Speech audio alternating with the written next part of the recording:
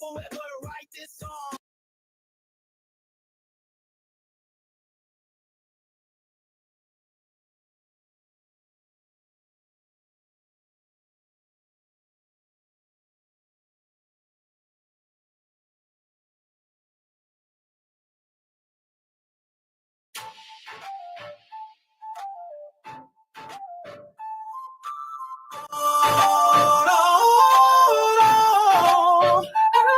Oh Lord, I've done so many things wrong. I backed away when I should have stood strong. I quitted things were taking too long, and Lord, it's taking forever to write this song. I was born on the mighty Mississippi. My daddy was a mean drunk hippie. When mama had me, that damn doctor hit me, and now you know why I'm so goddamn living. So listen up and take a step back. Real rap's a journey, not a one-way track. Find your own voice, don't just imitate, cause the real ones rise and fakes ones fade. Bragging about the streets they roll, and sitting on the cold aluminum throne while I'm spitting and vibing, they just moan, claiming they're kings but sitting alone. Got bars like a prison, but they can't break free. Spitting recycled lies, no originality, and here I am bringing up clarity while they babble on, lost in their parody. No need to set a trap with a limp in their wall. People saying that you ever can't even talk. Babbling lies, they think they're so fly, but I'm here to tell them to say goodbye. Babbling nonsense, trying to chase that fame, but I'm here to call it out. It's a damn shame, claiming they're the next Big E in the game, but their rhymes are weak, just a flicker, no flame. You sound familiar, yeah, real vanilla, so similar, like some out of place gorilla in a small villa deep in Manila. Kin to Queen Camilla and her flotilla, and all kinds of Furbies and chinchilla who drank to rush tequila. And what's really killer is that the real filler is the real spiller. The real filler is the real filler of the real deal. All these channel nerds on this panel verse, using battle words to tackle turds and slaying shit in bit non-bits, putting out hits on men with tits and chicks with dicks and LGBT misfits and don't know shit yet, professing truth like an effing sleuth in a private booth.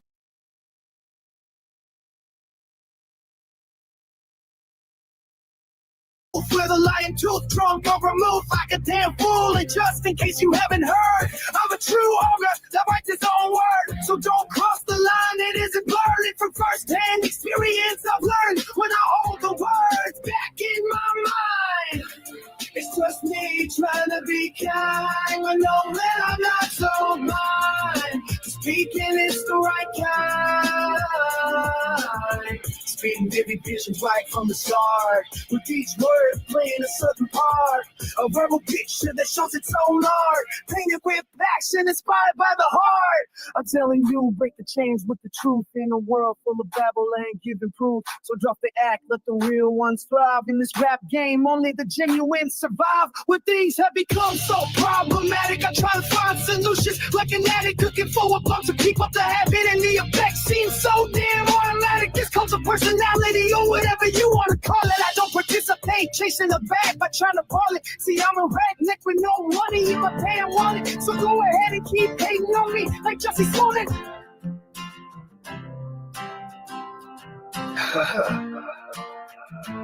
Everyone questioning my style, you must be kidding. The words that I am putting forth are hitting you in the right in the face, yet you are tripping. You're drunk on something and you ain't been sipping. Just step into the metaverse where the vibes can be cursed. Digital dreams, but sometimes it feels like a hearse. People lost in avatars, chasing likes in the cloud. But what's worse is the real world's fading now. We all have the freedom of speech be, but people always trying to bleep me.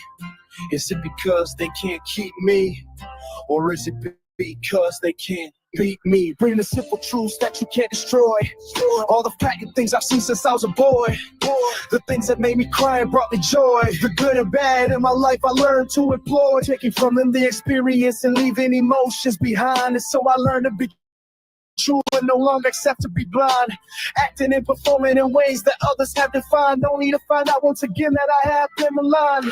We're living in a world that's so filled with doubt. If you're caught in the game, they try to seem to break out. I see you looking for the truth, but it's hard to scout. Thought you were awake, but finding you're lost in the clouds. They feed us the script, gotta learn to live without.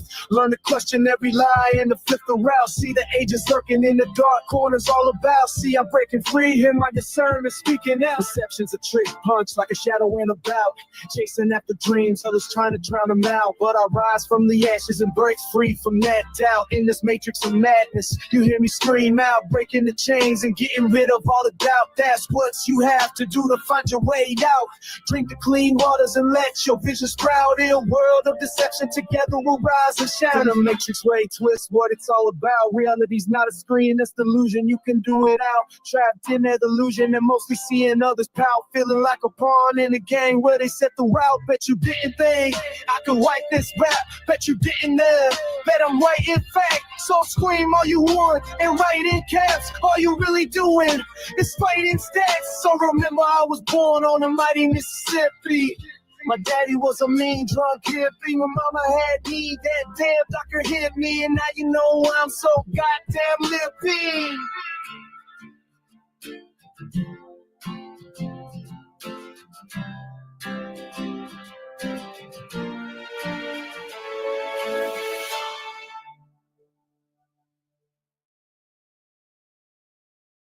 Days ago, and look who we have. Say hi to Dempsey. We've come to realize that it's a female with the dull coloring, and so therefore it is no longer Dempsey Sir Poops a Lot. It is Dempsey Madam Poops a Lot. So just once again, reminder, if you're a steward of life, you will have lifelong friends. God bless. Love y'all. Have a great day.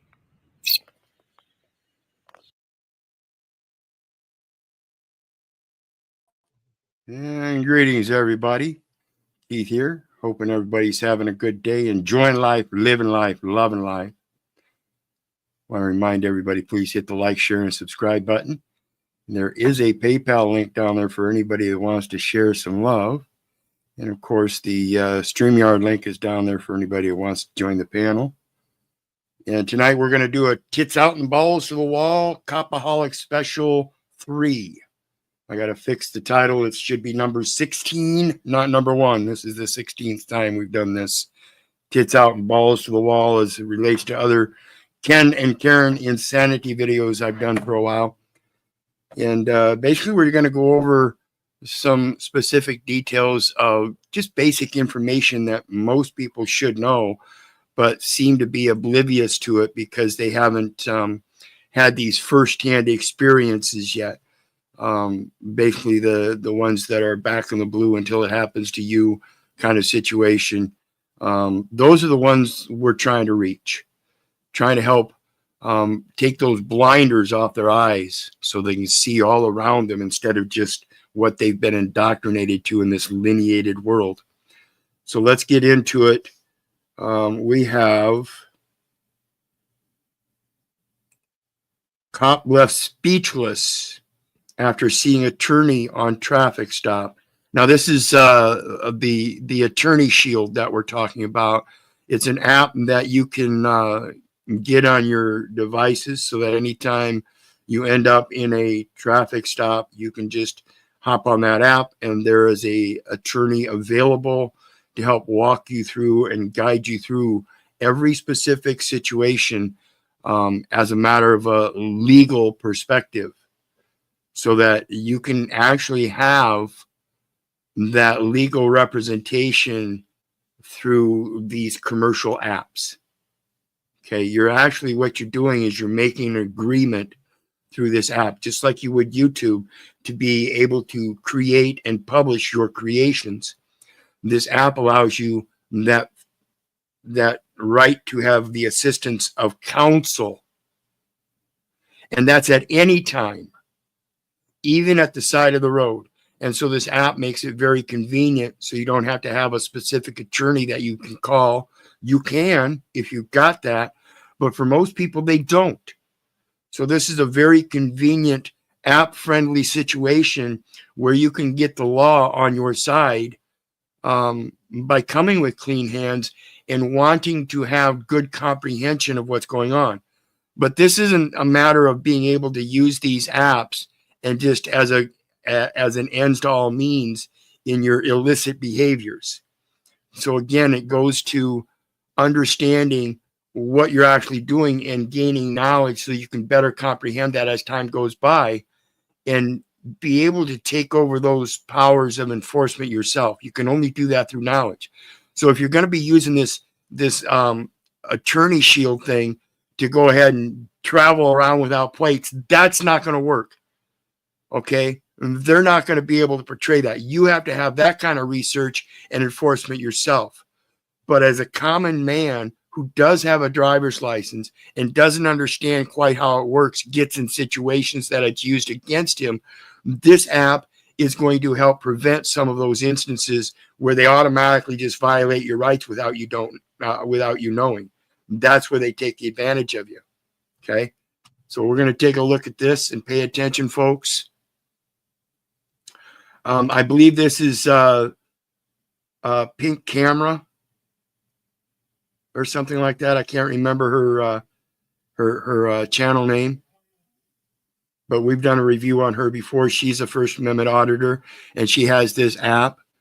So as she's learning about the law herself, being able to enforce it herself, she's also getting assistance of counsel so that there's a perspective from the legal side in enforcing the law according to her abilities to dismiss things that the attorney might be saying that's wrong, as well as being able to give the attorney just plain information and not getting into the drama and hype and being fearful and stuff, but just using it as a gap for the emotions by leaving the emotions out and using reason and logic of somebody that's in the system and understands it and can explain it to the officer.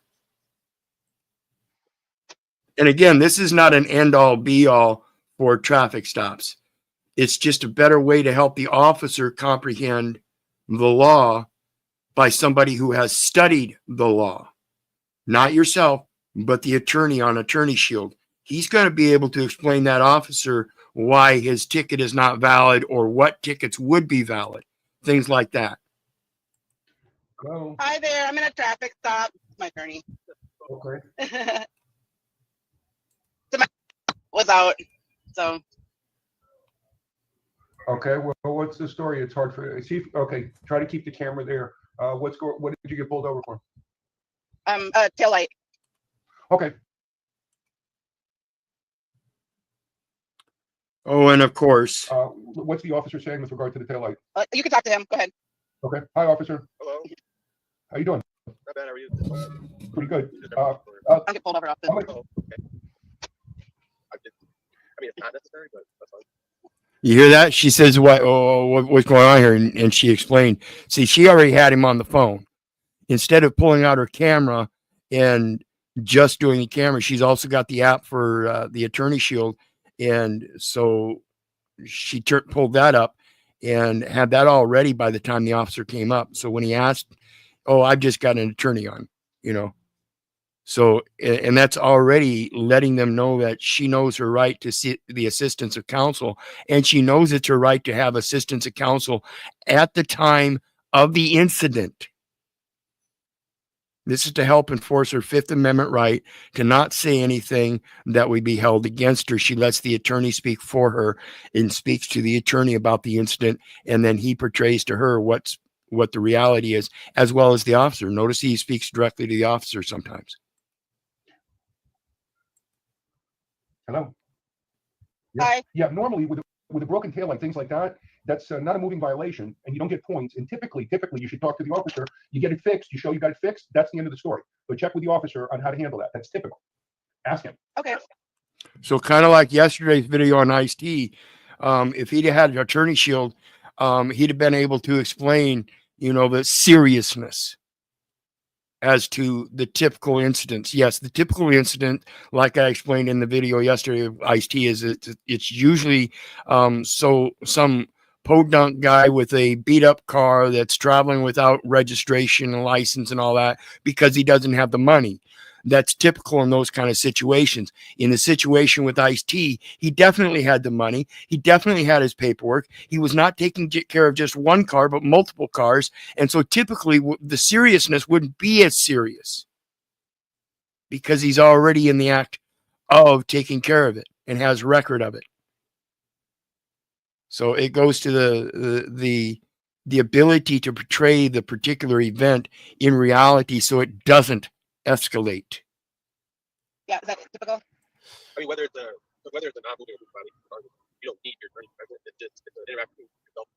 That's it. No, I mean, as far as getting it fixed, it's like a fix-it ticket. And that's if I even goes to the citation. I got you. Yeah, you don't need your attorney. They're always going to tell you you don't need your attorney because right now you're not under arrest. Right now you're not doing this. Right now we're just giving you a ticket. You know, no. I would suggest that you seek counsel in everything.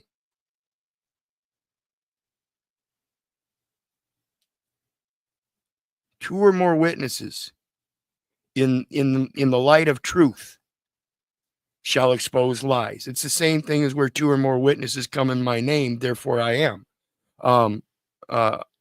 So you use the same principle and back yourself up with somebody that does know the law, that has studied the law, and can give them the proper legal perspective as to the typical situation as averse to this situation and what those nuanced differences are.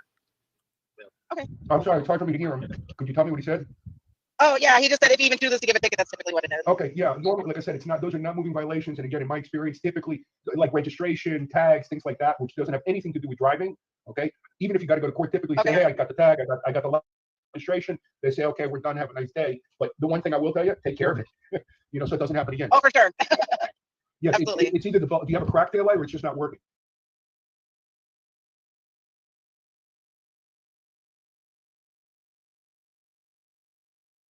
I got the tag, I got the registration. They say, okay, we're done. Have a nice day. But the one thing I will tell you, take care of it.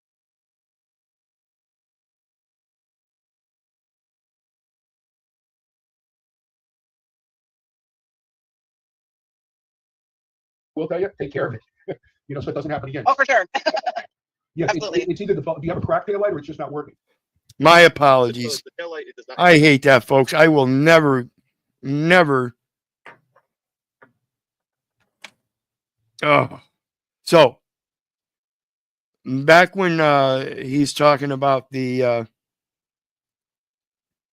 They say, okay, we're done. Have a nice day. But the one thing I will tell you, take care of it. when they look at all your paperwork and everything, you see everything's in line and all that. It's okay. We're done. Have a nice day. Take care of what you got to take care of and do your business. That's the end of it. That should be typical. Okay. So we have to understand again in this thing about using this attorney shield, though, you have to make it typical for yourself. Like I said, don't believe me, don't believe the neighbor, don't believe the government. For crying out loud, don't believe your mother. Do your research so you know. You can't use this app just as a end all be all as a means for you to get out of things. You have to do your due diligence and all of this stuff, and remember to do your own research. So when this attorney's on here in these events where you use these kind of things, listen to him and ask him questions. What statute is that in my state, in my local area? How do I do the research on that so I can put this forth to him next time? So I'm not bothering you guys. So I can tell them the same things you would tell them by having that knowledge myself. This is a great tool to use for your advantage to learn how to keep them from taking advantage of you because you don't know by learning it. You know, so it doesn't happen again. Oh, for sure. Yes, absolutely. it's either you have a cracked tail light or it's just not working. The tail light, it does not emit light. The whole driver's side light power. Oh, okay. It's the whole. See, it's like an Ice-T situation yesterday.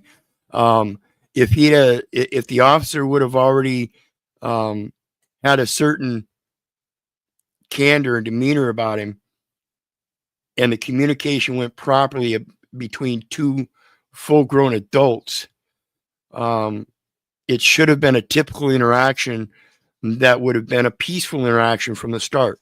But somewhere somebody got their butt hurt feelers involved and took an offense that didn't need to take an offense and escalated them. Okay. So in Ice-T's event, if he'd have just had an attorney shield on there, maybe the attorney would have been able to point out that typically the guy that's traveling down the road in a beat up podunk car with the muffler half falling off, a broken tail light, no registration, license plate. Yeah, throw the book at him, maybe trying to teach him a lesson, but that's still not going to do any good because he's the guy that doesn't have money, right? Those are the ones they end up throwing in jail because it's debtor's jail. They don't have the money to pay the fine. So sooner or later they get to the point where they don't have a muffler. They're running on a donut. They got a tail light out. They don't have a front plate. Their windows taped up and they don't have license, registration, and insurance. So he's been in the system a few times. Do you think I know what I'm talking about? So they try to put him in jail because he doesn't have the money. And then this guy, Ice-T, they're going to throw the book at him and try to escalate things into a tow situation to get as much money out of him as possible, particularly considering they know he's trying to register 7 cars. He's showing good intent, and they're going to try to take advantage of that too. So even people like that, again, Ice-T, if he'd have known the law, he'd have probably presented different paperwork, I'm sure.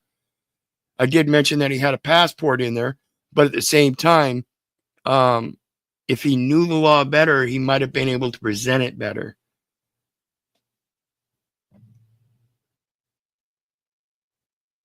I don't know. I'm just saying, again, the importance of having that second witness with some kind of discernment already availed as credible. Driver's side light doesn't work. Oh, okay, probably like a bulb, something like that. Yeah, that's like any auto stop, any of those places, you can pick one up, and if you have anybody who you know who's handy, it's pretty easy to change the bulb. Pretty easy. Okay, yeah, I do. All right. Well, if there's anything else I can help you with. No, I think that's probably it. Well, I'll stay with you to the end of the traffic stop. That's part of my job. So if you want me to stay with you, I'm more than happy to. Yeah, that'd be great. Okay, I'm here. Whatever you need. Cool, thank you. No, that's what we're here for. Right on. Hold attorney shield. Gonna be a traffic stop. What's the color point?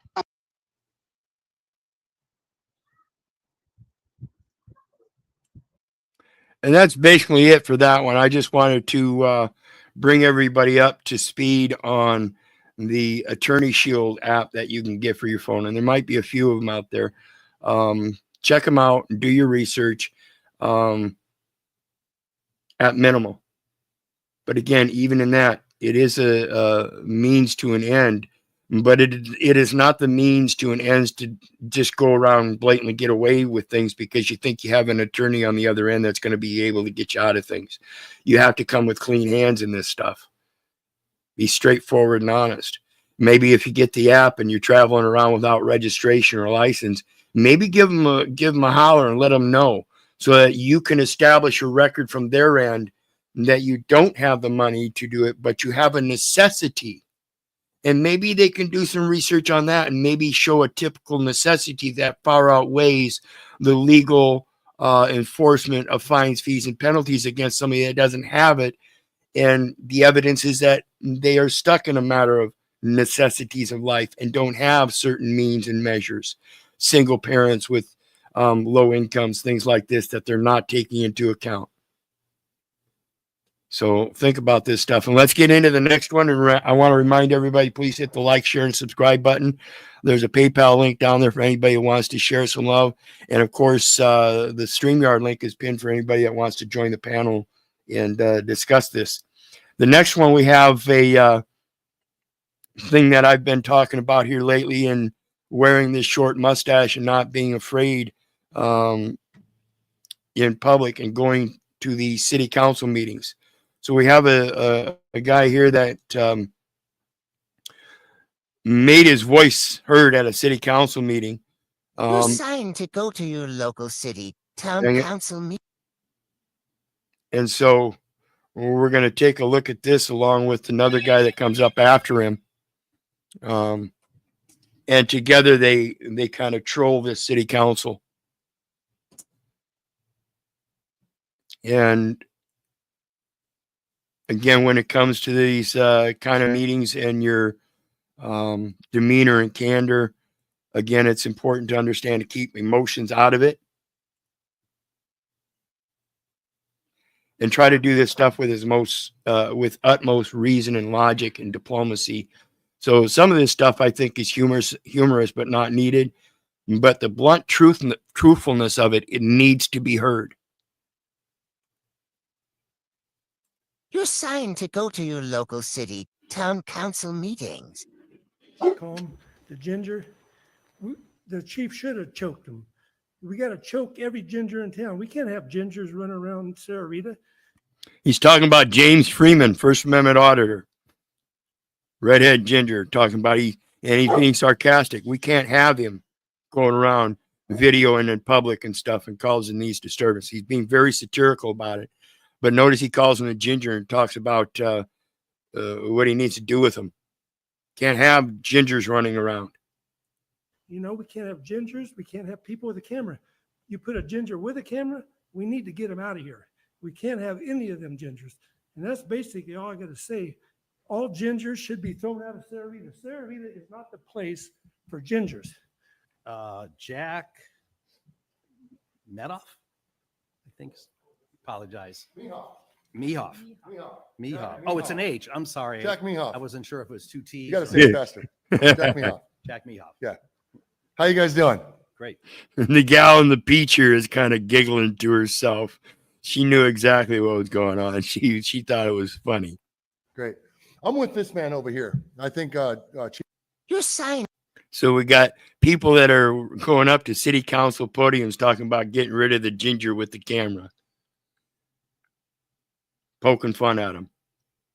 So get involved in your city council meetings, your county commission meetings by learning this stuff. And that is how you enforce the law. Okay.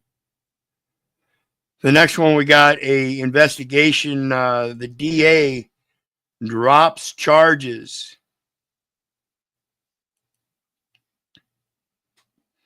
An accused rapist led on.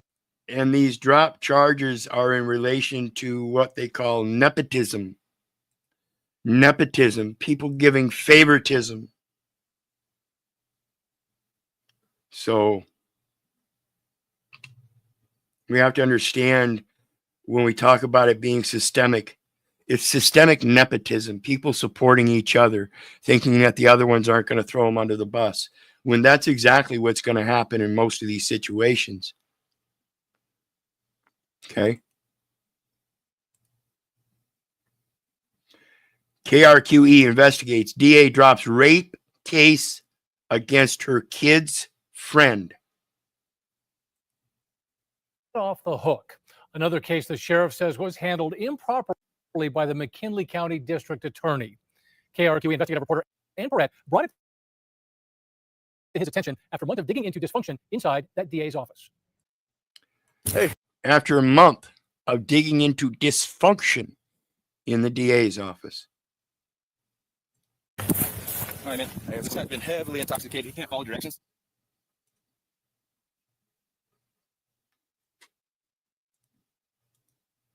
It's 2:00 in the afternoon on a Saturday in Gallup. I'll tell you what happened there. The McKinley County Sheriff's Office is responding to a crash on Carbon Coal Road north of I-40. The door was open. I could see legs hanging out, so I knew somebody was in the car. Yeah, but I couldn't tell what was going on. The passerby tells deputies he pulled over to help. He was on top of her, and she was trying to get on the horn. I get up there. He wasn't moving. So I had to grab his belt, and I pulled him out of the car, and that's when she was able to get up. He says he let the woman sit in his car, and then police arrived. It wasn't until he started talking to me that you could smell it. Okay. He was leaning up against the car, holding himself up. The driver would later blow a .24 on the breathalyzer test, 3 times the legal limit. Deputies found an open fifth of Crown Royal in the front seat and a piece of the car in the back seat. The police report states that came off in an earlier crash, and the man kept driving. The woman told police she tried to get out of the car after they crashed again, and the man attacked her. She was, quote, grabbed by the hair and neck, picked up and thrown into the driver's seat. And that's where, she told the investigator, he raped her. Yeah, I got some yeah, she was freaking out. The report notes the woman had a bite mark, bruises, and scratches on her body. Police arrested the man on scene. He faced 6 criminal charges: forcible rape, aggravated battery, false imprisonment, aggravated DWI, reckless driving, and possessing an open container. This is a very serious case. This is a felony case that involved not only deputies that arrived on scene, but also one of our investigators to finish it out. A McKinley County judge found probable cause for the charges, but a week later. Yeah, not your typical charges, huh? The district attorney, Bernadine Martin, dismissed the case, quote, for reason, conflict for district attorney's office. I find it conflict for district attorney's office. So you dismiss it. Now, later we're going to find out it ended up getting handed over to another county, which is what I would say should have happened to begin with. You don't dismiss it for conflict. You recuse yourself for conflict and remand it to somebody else to adjudicate, but you don't dismiss it. Uncommon if you have a conflict of interest to just dismiss all the charges. Typically, Sheriff James. Uncommon. Let's listen to that again. I find it uncommon if you have a conflict of interest to just dismiss all the charges. Typically, Sheriff James Mariano says. I find it uncommon if you have a conflict of interest to just dismiss all the charges. Typically, Sheriff James Mariano says a district attorney will instead send the case to a different county's DA and ask them to handle the prosecution. I can't think of a reasonable explanation why it wouldn't have been sent out to another DA immediately. Martin told me it was. That was forwarded to a conflict prosecutor. Do you know which prosecutor? Yes. And I won't say the name right now because you're bringing it back up, but I never heard back. When I asked for clarification, she wrote in an email, quote, I didn't say this went to a DA's office. It didn't. Martin added, quote, as you know, I've been busy. We do know since Bernadine Martin took office in 2020. What?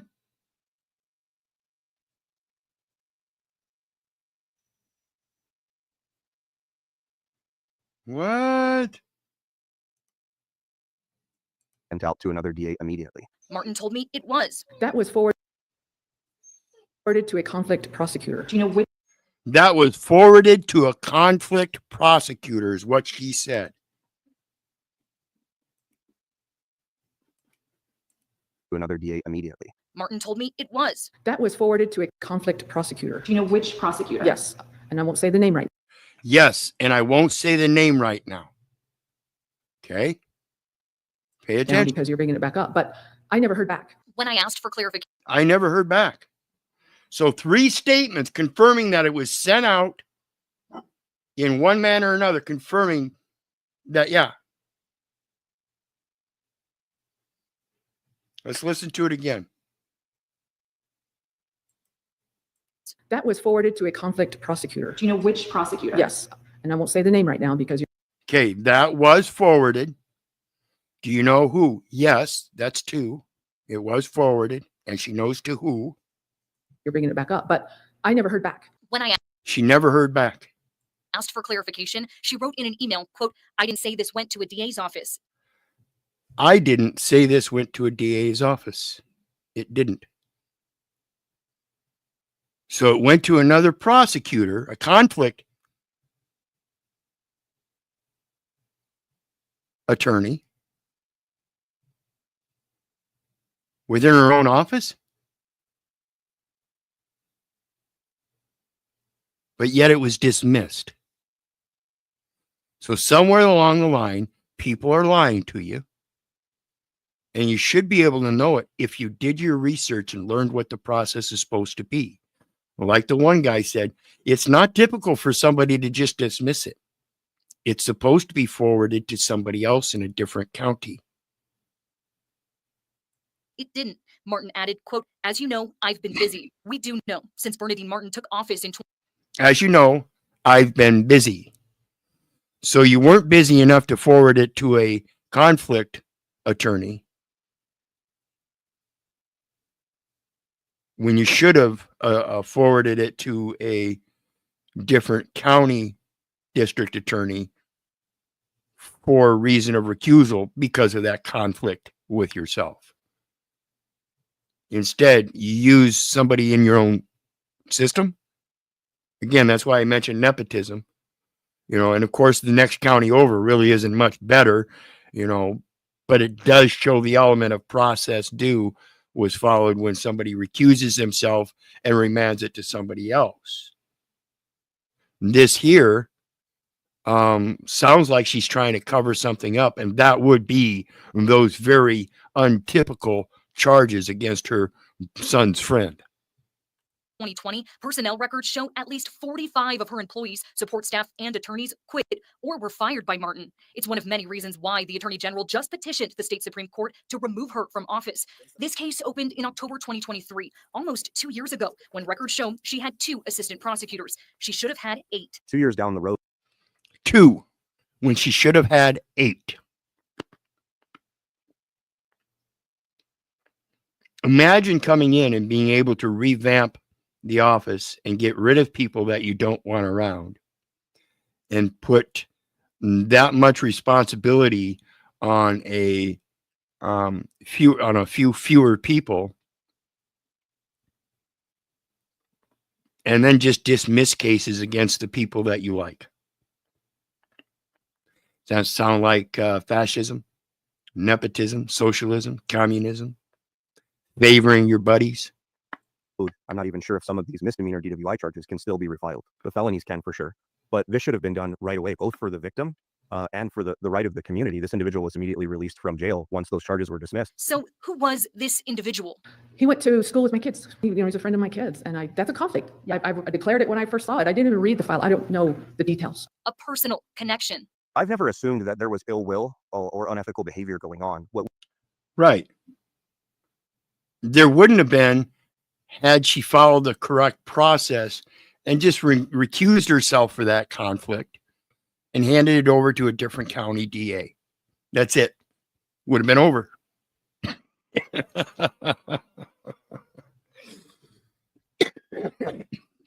Amazing when people are trying to follow the process and abide by the legal system like Ice-T, and you want to prevent them. And when the system is supposed to work like it's supposed to work against your son's friends for non-typical crimes, heinous crimes, and now you don't want to follow that process because it might get him in trouble. That's pure nepotism somewhere along the line.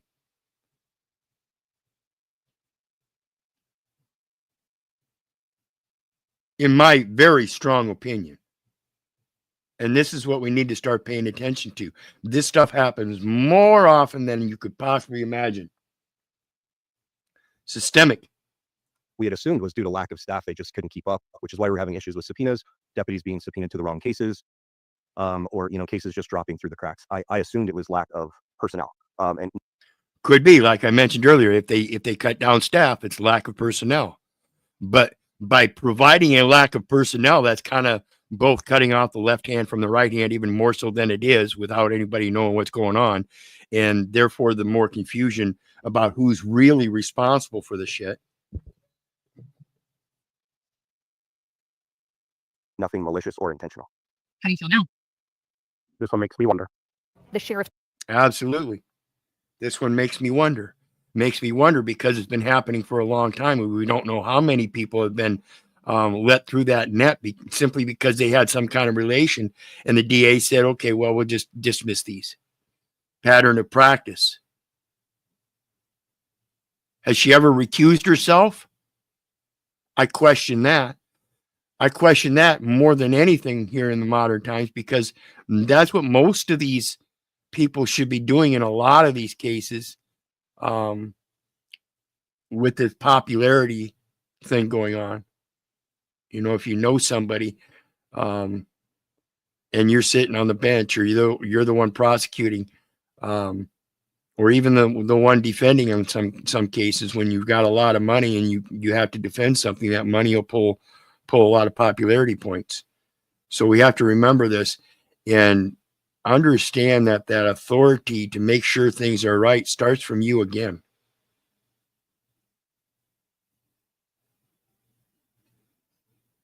Know the friends you're hanging out with. Hold them up to the integrity and honor that you think yourself upholds.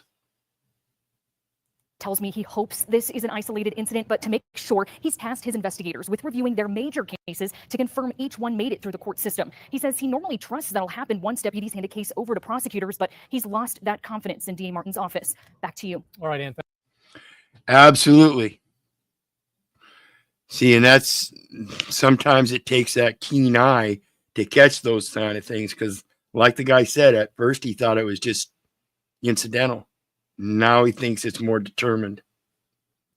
So let's take a look at the next one as we see a detaining of for holding a Pepsi.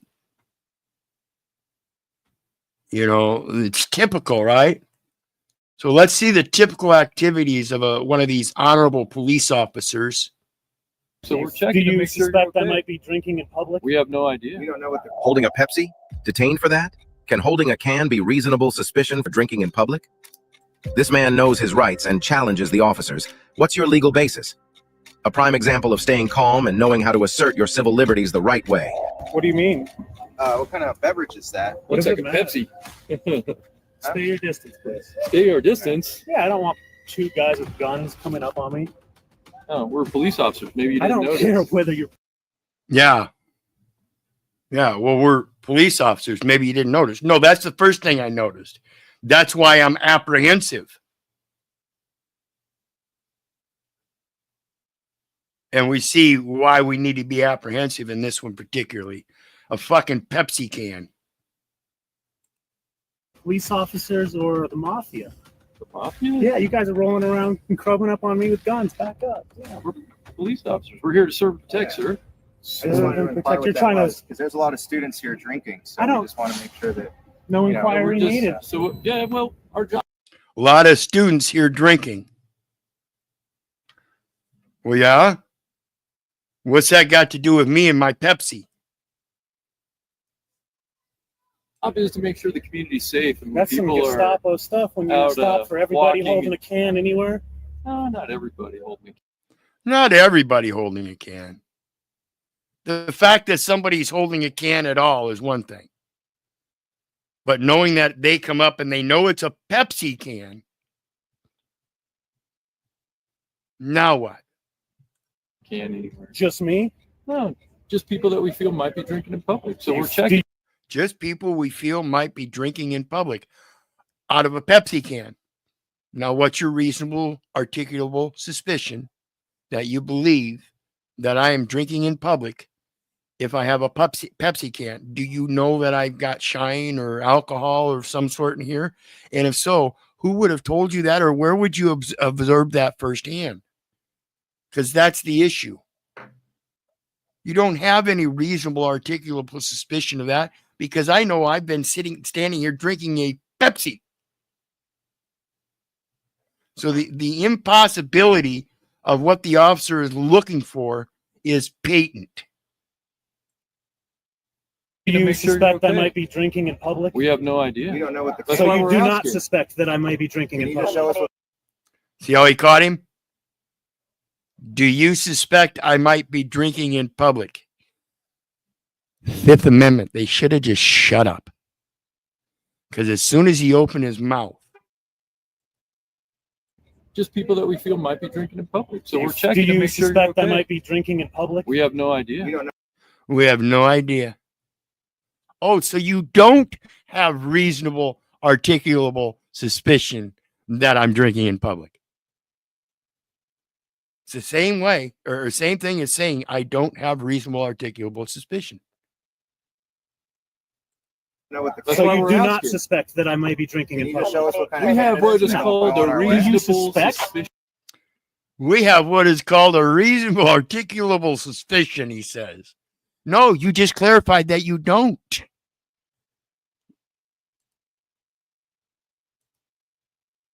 Anybody holding a can anywhere? No, not everybody holding a can anywhere. Just me? No, just people that we feel might be drinking in public. So we're checking Do to you make sure you're suspect I okay. might be drinking in public? We have no idea. We don't know what the We have no idea. If you have no idea that he might be drinking in public, then what is your reasonable articulable suspicion to believe he is drinking in public? You see the contradiction, folks?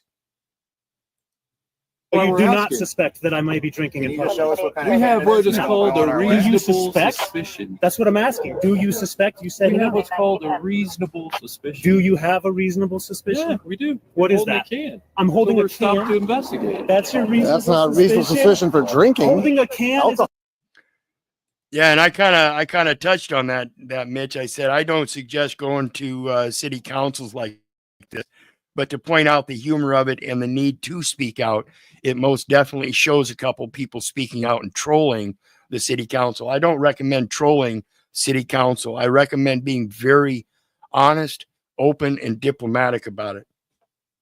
I'm glad you enjoyed it, though. Yes. Yep, that's how you push an anti-government narrative as a fraud and professional victim. And I don't push against anti-government or push anti-government.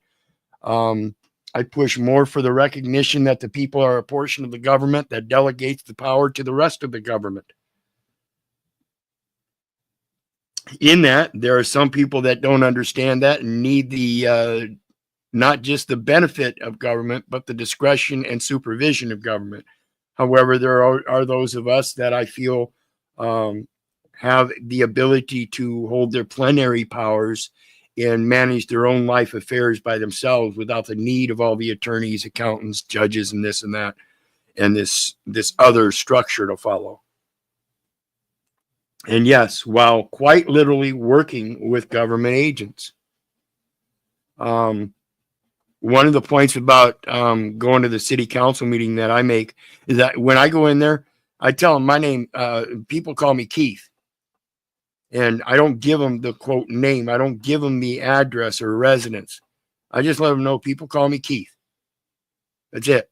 That's how I introduce myself. So just using the identification in that residency to show your importance of being able to attend the city council meeting is one of those indoctrinations. You have to be part of that organization in order to go. And so they've indoctrinated you into quite literally being the secret agent man without knowing yourself by going in and, yeah, I'm so-and-so and I live at so-and-so and I'm here to address this such and such matter, you know? So again, it comes down to the language and the contradictions that they make. a reasonable suspicion. So anybody holding a can is under reasonable suspicion. Well, typically we like to see the can. Usually we can see if it's an actual soft drink or if This it's may an not be alcoholic typical. beverage. Do I look imbibe on beverages in public, Officer Scott? I don't know. May I have your card, please? You'd have to come and get it, and you don't want me to get close to you. Will you want me to get please close hand enough? me your... See how insolent he gets? You know, they wanted to walk right up into his face earlier and told him to stand back. And, you know, now he wants to throw it back on him as if though, well, you don't want to get close. You know, I can't hand it to you. You'd have to get closer to me. Immature, antagonistic tactics, insolent behavior. Your card, I'm requesting it. Let me see if I can do this from a distance. Do I need Hang to on. articulate? Is this close? You want me to set it down and then you can grab it? Would that be better so I don't get too close? Officer Avila. Yeah. May I have your card, please? Excellent. Officer Avila has no problem being professional with a business card. And this is the part that really confuses me. Because if they're the ones that were pushing this guy to try to assert that they had reasonable articulable suspicion, why did they just automatically, so willingly give up those cards? You know, they were trying to attempt some way of getting this guy's ID so they could take him to jail. That's usually the intent of their interactions. And they were trying to work their way up to that level, and that's the escalation. They use antagonistic escalation tactics, all kinds of shit. And we have to be aware of this. The next one we got, sheriff arrests Homeland Security for attacking journalist. You just saw a crime and you're doing nothing about it. And you're about to be all over the internet doing nothing about it. You ever heard of First Amendment audits? Here we go. See? This is a secure building. Outside. It's not, sir. Outside. See, this is what I do. Not touch me. Do not touch me. Do not touch me. Do not touch me. Did you ask to come in this building? I don't have to. Yes, This is you a do. public This area. is a This is building. what I was talking about. Like, Public building. Did you ask to come into this building? You see the idiocy? And this is an old man. This is why we're in the shape we are today. This guy looks like he's in his 70s.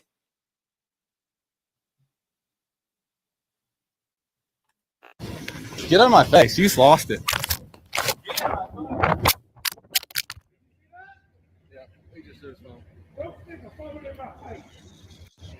That was the officer in the background responding. Did you see that? Yeah, he just threw his phone. So are you going to charge him now? You just saw him assault me and break my stuff and take my stuff and throw it. You need to take care of this, deputy. He grabbed your phone. That was it. And threw your phone. That was it. He grabbed your phone and threw your phone. That was it.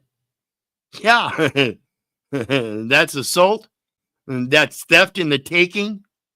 You just said he grabbed your phone and threw it.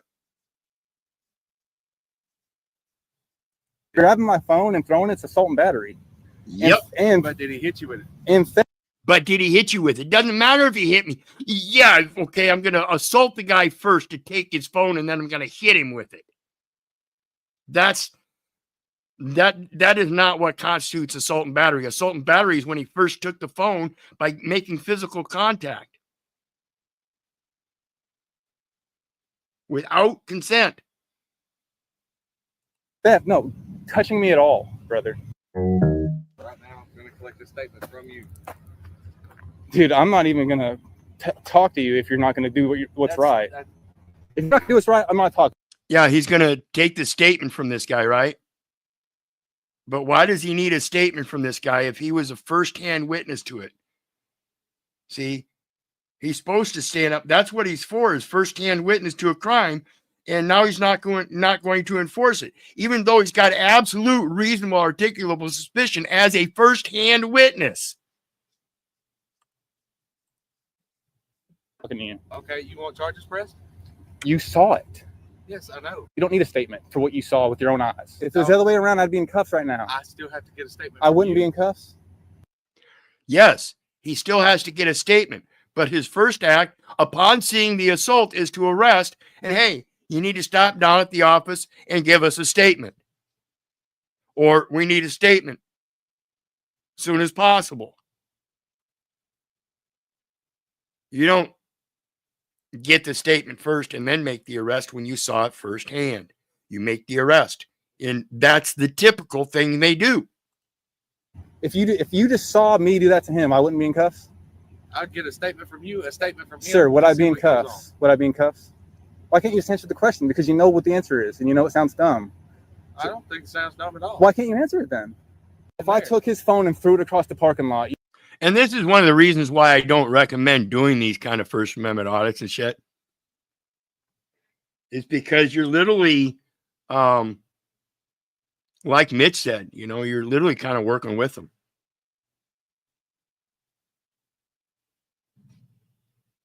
You have to be pretty discretionary about what you're videoing. Because otherwise it looks like you are, in fact, part of that antagonizing. No problem. I'll get a statement. I mean, Do not tell me that. That's a lie. All right, I'm not even, dude, you're not a good cop. You need to rethink what you're doing. No, you don't. I'm public certified. I know what I'm doing. No, he doesn't. Well, he does. He does. He knows what he's doing, and he knows what he's doing is wrong, because the guy is absolutely right. If it would have been one of his friends that got assaulted by him, like the other way around, that old man that got assaulted by the guy doing the video, he would have been in cuffs already. And he wouldn't have needed a statement to put him in cuffs. He'd have put him in cuffs and then told the guy, hey, come down to the station and make a statement, or write me a statement up real quick. He'd have made the arrest already if the role was switched. I'm sure just as well as this camera guy. Don't go in there and arrest him and do the right job. That's why I had my chief detective. Why can't you? Are you a cop? I thought you knew what you were doing. You do or don't know what you're doing? I do know what. Well, then go arrest him. Why do you need someone else? Why do you need anybody else? You just saw it in front of your own eyes. He didn't see it with his own eyes. You did. So go do something, and then I'll talk to you. He's Homeland Security. He's not. He still can't break the law, though. I agree. And he needs to go to jail just like I would. If I ran up and grabbed your phone out of your pocket and threw it, what happens to me? You probably go to jail. Thank you. Absolutely. This is his chief detective.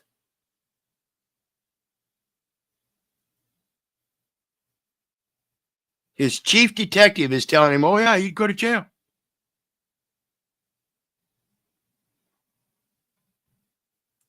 Yeah. So you arrested him yesterday. Did you go? What was the charges? I did. Simple battery and criminal damage to private property. You just saw a crime. So he was eventually arrested. Absolutely. We can't let those kind of events go without the consequences that are appropriate. The law is not for thee and not for me. That's not. It's supposed to be applied to all, typically in typical situations. So if there was an actual assault and battery seen firsthand by an officer, typically he's supposed to arrest the guy. But in this nepotism where the other guy's part of Homeland Security, you say, nah, it's okay. We'll see what we can do to escalate for this other guy and have him arrested instead and say he assaulted you.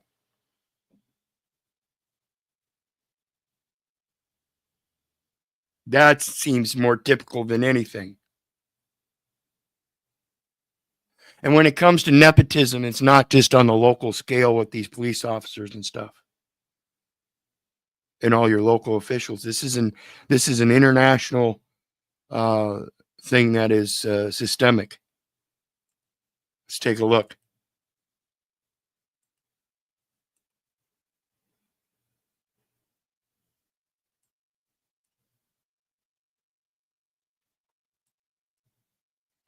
This is a military guy, guys. Someone that took an oath to the Constitution of the United States. Pay attention. So after 20 years of service in the military, yesterday I got pulled into an officer's office and counseled for a post that I have on my social media. During the counseling, they told me I'm under investigation as a threat to national security.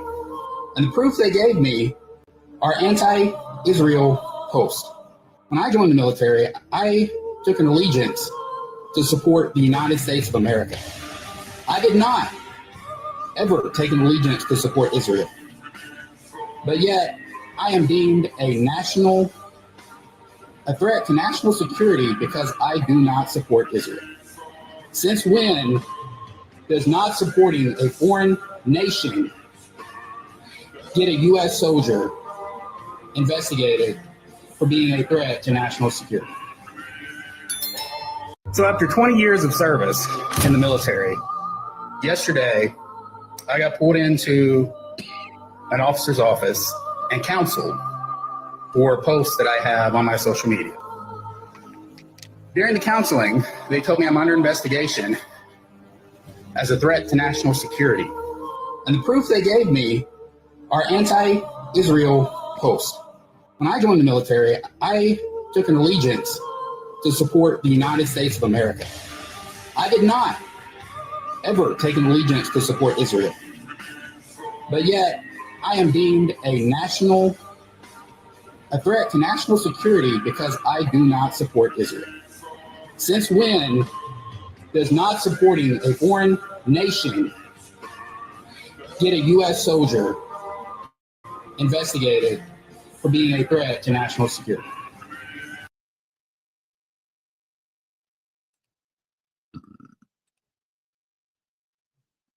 You guys hear that?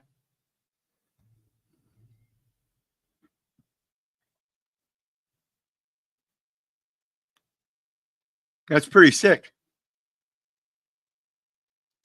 If you take an oath to the Constitution, it seems that somehow they want you to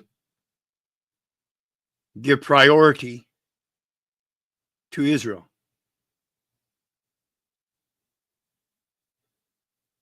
Who are these people doing this? And what does their oath mean to them? See, what is the intent of these people taking these oaths? Is it to support and protect and provide for the people as those instrumentalities of government are supposed to? Or is it to support each nation above the people to subject them to tyranny en masse? You know, that one world order. Don't be afraid to speak out on it, folks. Don't let them silence you. Understand those people that take that oath. It's an oath in duality. You know, all the 50 senators take a dual oath to the United States and Israel. Think about that, folks. As we go on to the next one, where we have bounty hunters that kidnapped the wrong man. And that's even the title. Bounty hunters face charges after kidnapping wrong man. Okay, so change wrong man to right man. And we still have kidnapping. Okay, do you see what's going on? They understand it's kidnapping. If they don't, they're oblivious. Charges accused of kidnapping a man they thought was a capital murder suspect. Well, it turns out he wasn't. Fox 4's David Centenary live tonight spoke with a man who was pulled from his family's garage and then thrown in a U-Haul. David. Yeah, the bounty hunters thought they had their murder suspect here in Richardson, but it turns out they had the wrong guy. The real suspect is believed to be 7,000 miles away. They said, "What's your name?" I said, "Hussein Al-Sadi." Who is Hussein Al-Sadi, a 22-year-old aspiring barber whose family immigrated to the United States from Iraq in 2012? A more pressing question, who is he not? Well, he's not 23-year-old Hussein Al-Sadi, who federal investigators say is on the run in Iraq after cutting his ankle monitor while out on bond for capital murder by terroristic threat in Dallas. So the guy cut his ankle monitor and took off back to Iraq. And they know this. And they know he's only 23 years old. You know this person at all? No, I never met him in my life. Never even heard of him? Never. Still? They actually kind of look alike. And the guy doesn't look that much older. So I can see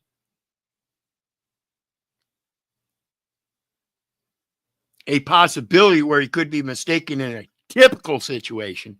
But again, this isn't the typical because, again, evidently they know that he fled back to Iraq. I mean, they're putting it out on the news that he fled back to Iraq. So evidently they do know that he's back in Iraq.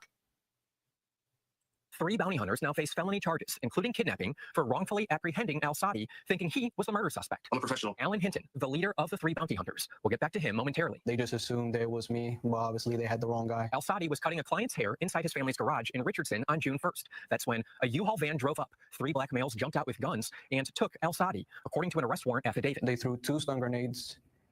Mitch is talking about the last guy, the military. And I have to agree with you, Mitch, because if we don't understand when it comes to this military that we have here in this, quote, United States, it's a corporate entity. And if you don't understand that, That's what these wars are for. It's for economic sway. It's for the supply and demand and the mineral asset controls and commodity controls by an oligarchy at the upper level in the international venues. Okay. And most of these country leaders and stuff are nothing but puppets. And it's all done through capitalism and stocks and bonds and the financial institutions, where most men end up being bonded. A man is bound by his word. And that signature is an important factor in that. We have to understand what's going on with all this paperwork and how it binds us financially. That's the what. What about the why? The why is for control. Control and power. Control and power. And that's a different aspect of that military thing. If you want to maintain your own control and power, then put yourself through the regime of making sure that you're a true man. You don't need somebody yelling in your face about how to be respectful and be clean and tidy and do things in a respectful manner. And of course, there are different levels, and the military takes it to the utmost level. The hospital style bed and how you make your bed. That's kind of a nuance. The true character of man is the tidiness, of course, a certain aspect of it, but it's more in your diplomacy, your respect, your etiquette, your plenary powers, the power of your responsibility and holding yourself accountable when you fail. And why do people allow it? More precisely, because they've failed. They fail at keeping up with their own responsibilities. We've become so used to handing over things for comfort and convenience. That's why they volunteer. They think the comfort and convenience is to their benefit, when in fact it's adapting them to a slave system. And they just started aiming AR-15s on my head and to my brother's head. Home surveillance video motioning on only as the U-Haul drives away with al-Sadi inside. They said you're wanted for capital murder by terrorism. I actually started laughing because I was like, oh my God, yeah, I have the wrong person. An arrest warrant says 3 bounty hunters working for the security firm, the clandestine group, were contracting for Brigham Home bail bonds to serve a warrant to Hussein al-Sadi. Al-Sadi had posted a $500,000 bond through Brigham Home after being charged in a capital murder at a suspected drug operation in Northwest Dallas in February 2024. We refer to ourselves as fugitive recovery agents. Alan Hinton and his team told Richardson police through months of intel and confidential informants, he and the Brigham Home bail bonds company thought Hussein al-Sadi was their target. They had a 79% facial recognition match using an AI tool. According to an arrest affidavit, when al-Sadi maintained his innocence, the bounty hunters contacted local. What? This is why it's important to understand this AI stuff too, folks. How important it is to not believe it and do your diligence beyond that in other paperwork, because this was just a facial recognition thing. They said, yeah, that's him.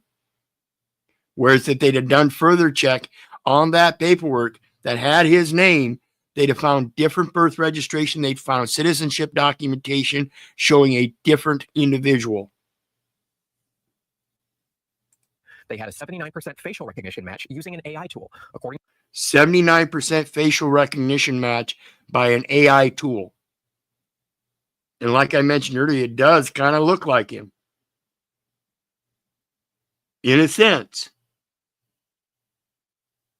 But I mean, how fattened up can the guy get? Let's see here.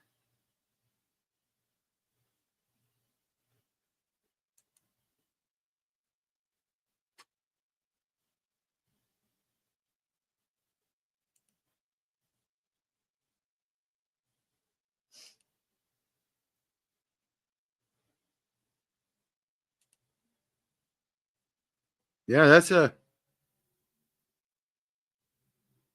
close match, except for maybe the eyebrows and the hair. Skin tone seems to be a little bit lighter too. facial recognition match using an AI tool. According to an arrest affidavit, when al-Sadi maintained his innocence, the bounty hunters contacted local police. We instantly made those calls to Richardson PD. So when did they ultimately realize that they had the wrong person? After the fingerprint. Richardson police detained al-Sadi until a detective on the FBI's task force arrived with a mobile fingerprinting device. The results showed Hussein al-Sadi was who he said he was and was not the subject of the warrant. Everybody's surrounded me in a circle, just waiting for the results. Yeah. And obviously after the results, the officer told them, yeah, this is not him. And that's when you just see them get back in the U-Haul truck and then just drive off. A Richardson police detective spoke with the Dallas U-Haul truck. You hear that? The officer told them, yeah, this is not him. And that's when you just see them get back in the U-Haul truck and then just drive off. A Richardson police detective spoke with the Dallas County District Attorney's Office and U.S. Marshals, both advising the detective that the capital murder suspect fled to Iraq after breaking an ankle monitor in August 2024. The U.S. Marshals say no one from Brigham Home bail bonds reached out regarding the case, and if they Yeah, August 2024, just a year ago. August 2024. He would have had to gone to it. So that would have a very short time. And like I said, the news knows that he went back to Iraq. Where did they get that source? Probably from the people that he was being monitored by. And so they knew he was back in Iraq. Okay.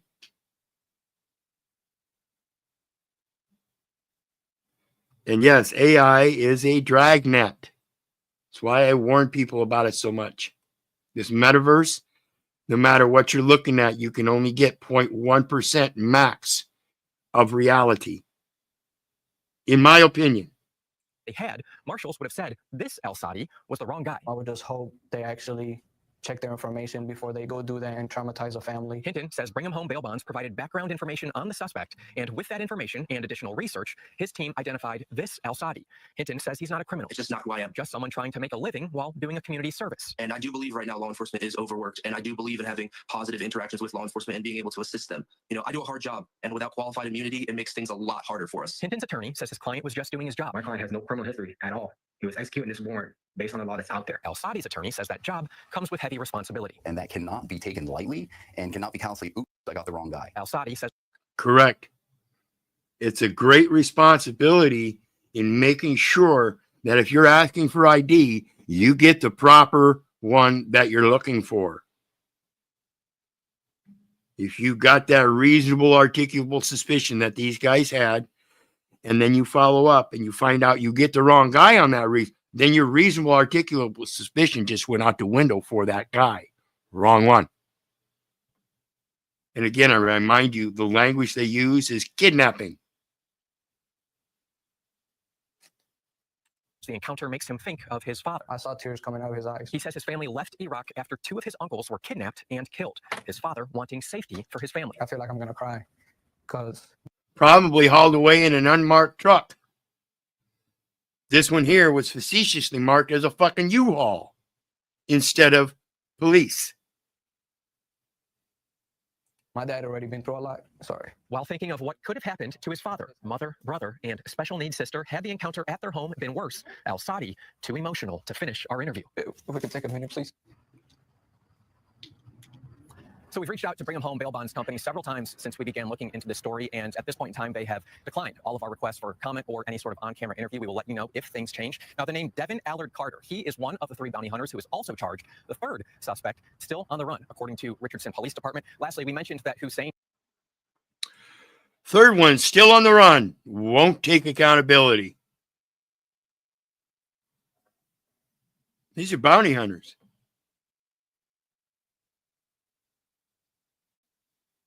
Bounty hunters. Now I got a bounty on him. Imagine that. Let's see. Let's see how touchy people's feelers can get in relations to the soda pop can earlier, Pepsi can. This one's even better, folks. This one is even better.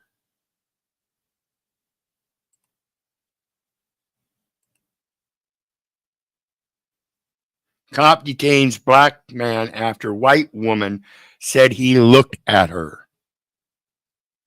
That's all it takes to get fucking stopped by the police now? Is somebody looked at me? Let's find out what it's about. Silver vehicle. It's a Class 6 street for me. He's an African American male, and I don't know what his deal is, but it's really not. It's making me not feel very comfortable. It's a silver vehicle. It's across the street from me. He's an African American male, and I don't know what his deal is, but it's really not making me very comfortable at all. So because you're not comfortable, you get to interfere with this man's life and find out why you're not comfortable because of him? He didn't do anything to you. And yet it's a 911 call. 911, he looked at me. I don't feel comfortable because of the color of his skin. The police department says one of its officers went too far in asking Myers for his ID and, quote, verbally detaining Myers for 19 minutes. Generally, to detain someone, police need reasonable, articulable suspicion that they are, were, or are going to be involved in criminal activity. This is based on the totality of the circumstances and has to be more than just a hunch. Was the 911 call enough to create reasonable suspicion? There's more legal detail and analysis that I could give here, but why bother? Because the police department itself didn't seem to think there was reasonable suspicion or legal justification. Police released new dashcam video along with an apology in part of a statement saying, quote, the officer had no legal right to demand the identification and should have simply advised Mr. Myers why we were there and allowed him to go on his way. Police need a No, it shouldn't even got to dispatch. So once it got to dispatch, it should have never gone out. Listen, lady, I don't care who looks at you. If there's no crime, stop calling 911. Where was that? Where was that reason and logic in the 911 dispatcher that took the call and said, okay, ma'am, we'll send an officer out because you got uncomfortable? Minimum of reasonable, articulable suspicion to be legally entitled to identify you. But that's really only in stop and ID states. In other states, even having reasonable suspicion might not be enough to entitle cops to your ID. I think this was in Michigan, which I don't think is a stop and ID state. Also, even in situations where cops can legally get your ID, that doesn't mean they should ask for it. The stop and show me your papers mentality is not a good one. Additionally, at minimum, police better be sure they have a legal right to your ID before demanding it. Identifying your... It better be serious. It better be very serious. Reasonable, articulable suspicion of a crime. Self to police is actually a big deal, but cops don't seem to think this. They just want to go on a fishing expedition and don't care about the invasiveness. Identifying yourself gives out a lot of information, especially if you identify yourself via a physical ID. It can have your name, date of birth, address, license number, weight, etc. This is very private information. Would you be okay with giving that information out to random people? Just because the random person involved is a cop does not make it any better.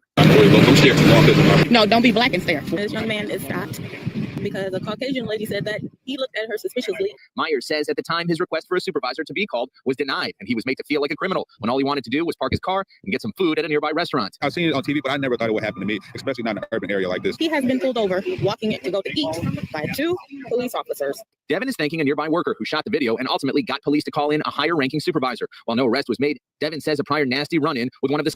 It took an outside observer to call in to get a supervisor after he already requested a supervisor and they denied him. It took an outside observer to call in and say, hey, we need a supervisor down here. Same officers has left him reluctant to return to Royal Oak. He didn't want to hear it. He just wanted to go and say, you know, I'm overpower you. I have my badge. I can do what I want. I don't have to listen. I don't want to listen. He didn't want to hear my voice. The initial officer and his behavior, how things could have been handled, it was addressed by the chief that things could have and should have been handled differently. Police are also now saying what took place is unacceptable, and both the responding officer and the supervisor didn't handle things in a manner expected of them. Discipline and additional training are now being carried out. So if I'm walking in a restaurant. So even the responding supervisor, even though he was called in by that third-party objective observer, he still got reprimanded because he too didn't quelch it as soon as it came across his desk. What does that have to do with me looking at her? If the police department was actually concerned about situations like this, then why not charge the cops criminally? If the police had no right to detain the man, then this would be a crime like false imprisonment, which is pretty much restraining someone without legal justification. If a normal person came up to you and had a gun on their hip and without legal justification said, I'm detaining you, so don't leave, and either explicitly or implicitly indicated they were going to use force and violence against you if you did not comply, they would get arrested immediately. When police do... Absolutely. If I'd have gone up and done this to this man because he looked at my woman, and simply detained him because he looked at my woman, I'd get in serious trouble. The exact same thing, the police department does not care. The crime is no different. But the fact that in one situation the transgressors have badges seems to make everything okay. It's possible the cops were charged criminally, but I highly doubt it. They rarely are. Lawsuits are not enough to deter police misconduct. Why not treat everyone the same? It's scary. My anxiety is really high. It was hard for me to go to sleep at night. Police need to realize that detaining people is no small thing. Individuals vary with how they respond to situations like this, and it can be extremely anxiety-inducing. Everyone is different. Just because you might not be affected that much from a police stop doesn't mean everyone is the same. One of the police officers is no stranger to Myers. You don't remember me, but I remember you. This is the second. Imagine that. No stranger to Myers. Myers was pulled over by the same officer over an alleged traffic violation, and he says he had a similar experience. This officer, he repeats the same behavior. As always, there might be more information here, but it really does not look good. Also, I'm not certain this was racially motivated. We need more information. Because remember, police will violate your rights regardless of your skin color. It's a silver vehicle. It's a classic street for me. He's an African-American male. And I don't know what his deal is, but it's really not, it's making me not feel very comfortable at all. It's silver. So yeah, Mitch says that's exactly what my last case trial is about. And that's in relations to a Karen because she felt uncomfortable. If I'm not mistaken. And a lot of time in Royal Oak and Southfield. Royal Oak is a rich area essentially in the middle of Detroit. A white man in the hood is considered suspicious too. Yep. Yeah, the 911 caller didn't like how I looked. Yep. Yeah, when people get in their emotions and people start enforcing a law against somebody that's in their feelers, or for somebody that's in their feelers without taking the law into real consideration, they're just doing a job because they get a paycheck to send somebody out on a call. They're not taking in the details of the call. Listen, ma'am, that kind of sounds outrageous to me, even as a 911 dispatch caller, that you would call 911 and waste my goddamn time because you feel uncomfortable. Do you have anything where you can put a pin on a doll and show us where it hurts? Right, Mitch? So let's take a look at the next one. This one here is a, here's the deal from Brian. And this is what they do when you're not part of the nepotism. They really don't give a fuck, right? They're not interested in actually doing any real investigations into real crimes because that's just too much time. So what happens when that happens? The people naturally, of course, have to start doing that investigation and bring forth that enforcement themselves. So again, I'm telling you, they're not going to do it for you. You have to do this shit yourself. So the better you get at becoming that investigator by observing what's happening yourself and gathering up that evidence to present yourself, you become less dependent on calling the police to do it for you. Because even when you call the police, what is it they're going to do? So let's take a look at Brian. He's got a case here. What the fuck? Phoenix cops did this to a woman, smashed by a hit and run. And this gal, she got hurt pretty bad. And they just took off. And the police said they didn't have any evidence and dropped the case. Welcome back to the channel. A lot of times we talk about what the police do to us instead of talking about what they absolutely won't do for us. We hear cops say a lot that they're conducting an investigation. And if we don't step back, we're interfering with their investigation and we could be charged with obstruction of justice. Well, this video right here proves that all that is just a bunch of smoke and mirrors bullshit so that they can exercise and exert control over people who might be in a situation they don't want us in. And the reason I... Absolutely. They will take advantage of you and they will not give you any advantage if they don't want to. Say that is because when they have an opportunity to conduct a real investigation to solve a real... And I shouldn't say advantage, but they don't work to your advantage if they don't want to. In other words, they're not going to do their job to help you if they don't want to. Real crime, they're not interested in doing anything but closing the case, before even conducting the investigation. And this all centers around the lack of investigation by the Phoenix Police Department. The same Phoenix Police Department that has so many black marks against them, they had to be investigated by the DOJ. By the way, the same Phoenix Police Department, I did a video on this a couple weeks back, who tried to By the way, the same Phoenix Police Department, I did a video on this a couple department that has so many black marks against them, they had to be investigated by the DOJ. And this here says Thursday, June 13th, 2024. So a year ago, and they were investigated by the DOJ. By the way, the same Phoenix Police Department, I did a video on this a couple weeks back, who tried to frame this woman right here when a cop walked out into traffic in front of her vehicle, and the prosecutors, the Phoenix Police Department, withheld the video evidence that would have cleared her name, and they continued to prosecute her. And not a lot of people. So if they don't want to help you, they won't collect evidence. If they want to press charges against you to dismiss their own accountability and responsibility and obligations, they will disregard certain evidence that would point to that.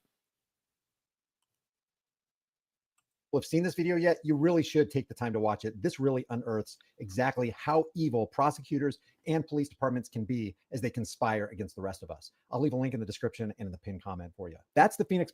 And I did do a review on that video here last week or so. Police department that we're talking about in this case right here. Check this out. A hit-and-run crash caught on camera in Phoenix. Now, police say they closed the case because of a lack of evidence. But the victim's mother got her hands on surveillance video, a piece of evidence that was not collected by police. It's right over here. Fox 10's Lindsay Regas reports from the scene near 35th Avenue and Fillmore tonight. Patricia was standing in this parking lot near 35th Avenue and Fillmore when a car backed into her and left the scene. It was caught on camera right outside Tiny Bubbles Laundry. On June 6th, around 11 p.m., Patricia Tavapont was leaning over the trunk of her parked car when a black car crashed into her.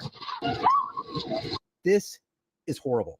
So if you were a cop, and you wouldn't be because you're not a psychopath, but let's say you were a cop, what would be the first thing that you would do in your investigation? Hey, I wonder if there were any videos running. I wonder if there's surveillance cameras around this place. Maybe I should go into this laundromat and talk to the owner and see if we can't see what's going on here. See if we can.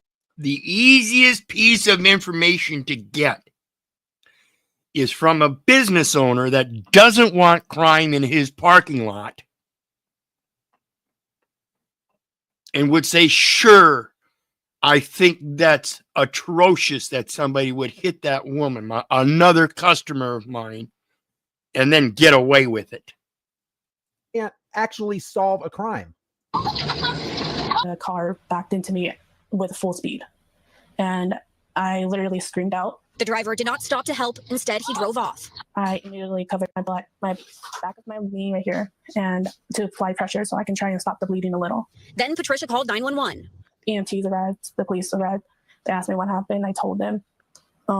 They checked me out and they took me to the hospital. Patricia underwent 5 hours of vascular surgery to repair an artery. Her mother, Charlene Yazzie, would keep in contact with the detective on the case, only to find out after 5 hours of vascular surgery.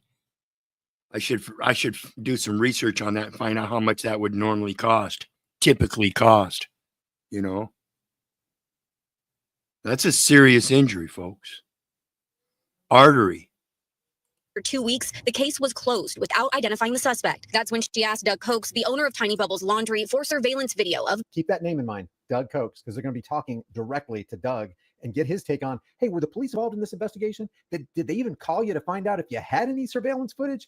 And at this point, let me just say, what do you think would have happened if when the police arrived on the scene, they found that this woman was an off-duty police officer or just an on-duty police officer? They would turn every stone. They would not sleep. They would not stop deploying resources to find out who injured their fellow Thin Blue Line gang member. And yet they won't afford this to a member of the community who, pays taxes, gets taxed. See, and that's what I speak about the nepotism, if it happened to one of their fellow associates or even an associate's son's friend or something like that, sure, they're going to help them out. Do everything they can. Find that guy and put him behind bars. When it comes to you, they really don't give a shit. That's not their job, according to their nepotism. Taxes extracted from them so that we can give nice hefty. Which I think is one of the base foundational standards in these authoritarian rings. hefty paychecks and days off to these police officers, and they're not going to turn around and do any kind of investigative work? They are not your friends. The hit and run crash. Yeah, that was devastating. And you could see clear as day who these people are. They're there. They're there. There's the guilty party. Now, I looked up on the internet. Have they caught these people yet? I don't see any indication that the Phoenix Police Department has moved 1 inch toward finding out who these people are, where they live, what their license plate number was. I guarantee you, if you or I backed into a cop, we would get our doors knocked in at 2 o'clock that next morning, and every occupant of that house would be hauled in handcuffs and questioned under the white hot spotlight of the Phoenix Police Department. But they can't find these guys. They can't take one damn investigative step toward finding out who these people are and bringing them to justice. No, just, yeah, very frustrating and overwhelming that, somebody could just tell you that there's nothing that they could do. The video was there. Doug says Phoenix police never reached out to him for surveillance video. Now, just so it's clear, Doug is the owner of the laundromat. Listen to Doug's testimony. Name of the detective from Shirley. I left her a voicemail. I was pretty upset. Let them know that I was extremely upset that I heard that they closed the case. Nobody's come looking for any type of video. Because of the seriousness of what happened to Patricia, Doug spent additional time. So Doug is the one that called in and found out they closed the case because he was expecting them to come get video footage, and they didn't. See, it's typical even for the business owner to expect that if something like this happens in the parking lot, in the police and their investigative duties and obligations, they would come check with the business proprietor and say, hey, do you have video footage we could get as evidence? They expect it because they pay their taxes for that protection. Sounds kind of like the mafia, don't it? Grubbing through surveillance video to get clear photos of the driver and passenger. We blurred the faces of those 2 people because they are not currently charged with the crime. There they are. Why aren't you getting them, Phoenix Police Department? What's the deal? I got video of them in the store doing laundry. I got video of them loading money onto a laundry card. We reached out to the Phoenix Police Department about this case. However, they were unable to release any information. We have put in a public records request to get that information. So you've got the mother of the victim doing the investigative research to find out what was going on. You've got the owner of the laundromat doing investigative research to find out what was going on. And you have the news station, the local news station, doing investigative research to the point where they have to get FOIA requests to find out what's going on from the police department. But you have the Phoenix Police Department not lifting a finger to help these people. So I got a question for you. If cops won't, because they can't get there in time to help you while a crime is being committed against you, because, after you call 911, when seconds count, police are minutes away. And if they don't give a damn about helping you after a crime has been committed against you, why do we need cops again? And what do we actually? Yeah, why do we need cops again? To uphold the tyranny of being oppressed? Actually paying them for. And just to reiterate, I followed up and I did some research and digging around, and I haven't found any evidence where the Phoenix Police Department have even apprehended these people yet. So these people are still at large. Thanks, Phoenix Police Department, for nothing. If you have any tips or leads to track these people down and bring them to justice, leave a comment in the comment section below. If you like it. Yes, please do so. If you guys know who these people are, don't know if they've been found yet or not, but it's a matter of keeping your eyes open, peeled, and observant. Bad Barney, no bullet says too much investigation time would cut into revenue generation. Come on, guys. We know this. We know this. Absolutely. Hey, Mitch, if you're still down there, hit that link. We got Eric Brandt coming up last. We got a video here of Eric Brandt, one of the original cop watchers. And it says Eric Brandt, and this is from the American Cop Watcher Project. Eric Brandt explains how he ended up being one of the most controversial cop watchers ever. Part 1. She does not have part 2 out yet, but this is a recent one just 4 days ago, Mitch. I know you're a big Eric Brandt fan. So let's listen to this and see what's going on. Because like I said earlier, as it relates to the antagonistic and controversial things going on,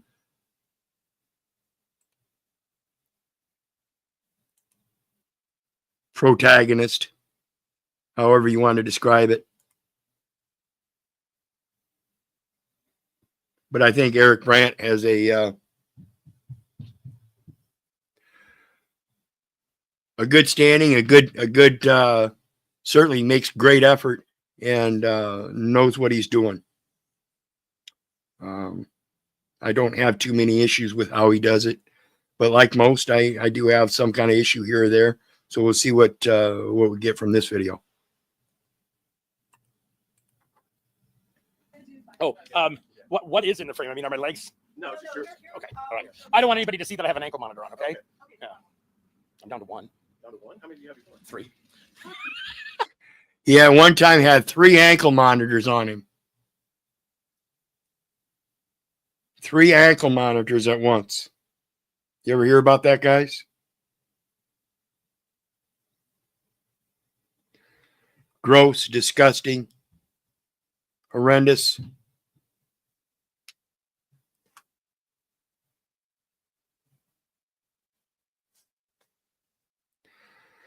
But that's certainly putting yourself through the iron or putting yourself through the fire. Yeah, absolutely. So, Eric, just tell us a little bit, like, where were you born? Where are you from? I was born in Loveland, Colorado, which is about an hour north of here. And so, tell me a little bit about, I know we're going back, but a little bit about your childhood. Like, what was your childhood like? Let's say my childhood was bad. Good. Oh, I think I had a good childhood. My parents divorced when I was 10. I don't think they had a good marriage. I think divorce was the right answer for them. But I will tell you that my parents never used their children as weapons.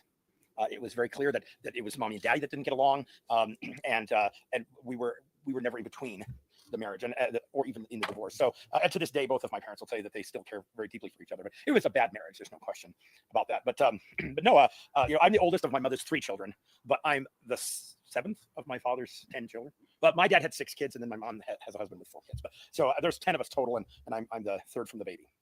So you were in the Navy? I was, yeah. I joined the Navy late. I was 23 when I went in, and I did that because I needed an education. And my grades were really good my junior and senior year, but they were really bad my freshman and sophomore year. And he needed an education, he said. So he understood that when he graduated from high school, he needed more. And this is one of those things I've said several times, is it's disturbing to see so many of our younger generations walking out of these schools and never picking up another book. They've also, I mentioned earlier in a different platform, the discussion was how they've removed cursive from the public education system.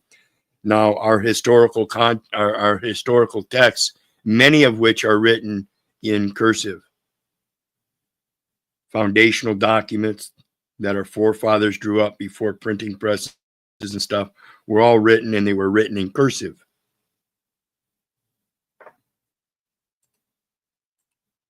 So I didn't really have the grades for a scholarship, and clearly McDonald's wasn't going to put me through school. So I wanted a good education. I looked at the different branches of the military.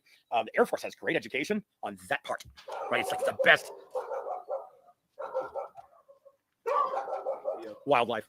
It's Colorado. We have wildlife. The Air Force has great education on that part, but the Navy, particularly the submarine fleet, has this very broad education base. Right? You are going to learn about everything on the ship. And I also reason that I can be 80 years old and drooling all over myself in a wheelchair and still take a surface cruise. I'll never have another chance in my life to go on a submarine. So I joined the Navy, and I specifically said I will be a reactor operator on submarines. It took us a few months to get the orders to do that, because they said, oh, it's needs of the Navy, whatever. And I'm like, well, I'm not signing it unless I'm going to be that guy. So my scores were high enough that was something they were able to pull off with some difficulty. So what were you? You were what? So there are different kinds of nuclear operators. We're called nukes. The guys that live in the back of the boat are called the nukes, and the guys that live forward of the watertight door are called the coners. They're like in the cone of the boat, right? And there's always this rivalry between nukes and coners, because coners think that nukes are crazy, nukes think that coners are stupid, and it turns out that they're both right. So I was an electronics technician. As hi guys. Yeah, you tough, huh? So in nuke land, there are basically 4 kinds of nukes. There are people that manage the water chemistry of the plant and the radiological things. They're usually mechanics that convert to that. Those are called the lab technicians. Then you have mechanics that handle the mechanical things of the power plant. They are machinists made by trade, then nuclear qualified. I have not seen that, Barney. Bad Barney says, see the last from the civil rights attorney on SWAT hitting the wrong house and destroying the house and won't pay. The guy they were after sold the house 5 years prior to that. So if they'd have done their proper investigation, they'd have found that out and said, "Oh, maybe we've got the wrong house here." Absolutely, it's patently observable that they are not going to do their job, folks. The people that manage the electrical distribution system, those are the electricians that are nuclear qualified. And then you have the reactor operators themselves who manage the instrumentation and control systems. Those are the reactor operators, the electronics technicians. I was the electronics technician. So why did you leave the Navy? Did you want to leave, I did 8 years in the Navy, and I spent 6 of those years at sea. So I'm glad that I did it. I would do it all over again if I had the choice, but I think that I did enough time.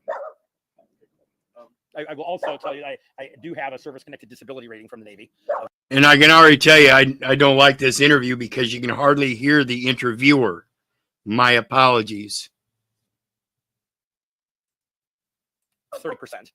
What was it like being out on a boat for 6 years? Rusty, that's enough. What was it like being out on a boat for 6 years? Yeah. Hopefully it prepared me well for the days that might come, but it didn't get boring. But at the same time, as a nuke, I'm very busy. We watch movies every night on submarines. Several movies play a night, and I could probably count on both hands the number of movies that I watched in 6 years. It was not very many. That's one of the big distinctions between nukes and coners too, is that coners, the forward part of the ship just isn't as intense as nuke land, and so they have a lot more leisure time. They get to spend a lot more time at sea or in port when we're in port, whereas nukes, we've got to do startups, we've got to do our maintenance, or things we can't do when the rods are latched, when the reactor is critical, that we have to do when we shut down. So it was a very, very busy time. So you leave the Navy. What's the bridge between the time between the Navy and you become sort of an activist, so to speak? Oh, it's long. It's very long. It was 9 years. And during those 9 years, what was going on? Well, I came back to Colorado and went into business with my father, and that didn't work out for us. I should have known that. I never really liked working on cars, and I never really liked working with my dad, and both of those situations did not cure with age. So then I went up to Montana, where my mom lives in Miles City, Montana. I became immediately active. I went up there for a break, and I read an editorial in the newspaper from this guy, Butch Grenz, and I'm reading this editorial, and I'm like, "Oh my God, Mom, who is this idiot, Butch Grenz?" And she goes, "Oh God, that's our mayor." This guy could not possibly be in charge of a municipality. This is ridiculous. He's illiterate for one thing. So he started out up in Montana. Interesting. I didn't know that. I thought he started in Colorado. So I started kind of becoming involved in the politics there. I ran for city council. I met the requirements by like 2 weeks. I ran a very aggressive campaign against a lot of people that were even homestead families. And I got 44% of the vote, which is really high with 4 candidates. And Mary Quintus beat me out by just a few percent. And I called her Quagmire Quintus. She left early to go back to North Dakota to be with her friends and family while she could still remember them. So I was onto something there. But what I started doing is started going to city council meetings with a camera. And they tried to not let me do that. And I'm like, no, I'm doing this. And because it was bad, because they were stupid and they were corrupt. I wanted to record council meetings. Yeah, they wouldn't let me do it. And they also charged me $2 a page for records. And I got an opinion from the Montana AG that the most they could charge would be 25 cents. Then I knew. Tried to charge me $2 a page for records. And the Supreme Court Montana says, no, 25 cents a page. That's why it's important to do your research and not just let these people blatantly tell you, well, we're going to charge you $2. That's 8 times. That's 800% of what they're allowed. How much it cost to make copies because I was a Xerox guy. So no, I'm not paying $2 for that copy. Was there a moment when you decided you wanted to do this? Was there a moment? Do you remember? You said you read that editorial. Was that it? Oh yeah. So, well, the business of my dad had failed. So and what happened then is that I owed the parts store. I owed Napa like $7,000. So I worked off that bill every Saturday for 3 years. And when it was all done, I'm like, I need a break, man. I've got to do something different. So I decided to go up and visit my mom. The Napa owner cried when he handed me a check because I had worked more hours than I owed him. And I went up to Montana, and the first night I was there, I read this article. I love reading editorials, right? Because you get to see how really retarded people are. And the 2 most read pages in the newspaper are the editorial page and the obituaries. So remember that if you're in a small town, pay the 25% extra fee to advertise on the obituary page, because that actually covers the entire town. So, which of course I did. But yeah, so I bought a camera and I started recording these meetings because they were bad. I had clients that were attorneys, and so I started finding out just how bad things were really. He had clients that were attorneys. He had attorneys going to him. Interesting, huh? Just stupid and these dysfunctional things. So the first meeting that I went to, there were exactly 2 people in the gallery. Melissa Hartman was there to talk about a new, she's urban development, gal, and they have a new loft apartment that was opening up for affordable housing. And the other person was C.O.W.A.R.D.S, the chief of police, and who ended up suing the mayor. and winning because it got her retirement and more, and it was because of my video camera council meeting that she got it. But he was. So evidently, there's a good cop that decided she was going to go against the mayor, and got a check for it because of him. And those are the kind of people that we need in that system, is people that are going to start telling their authority figures that, hey, something's not right here. You need to do better.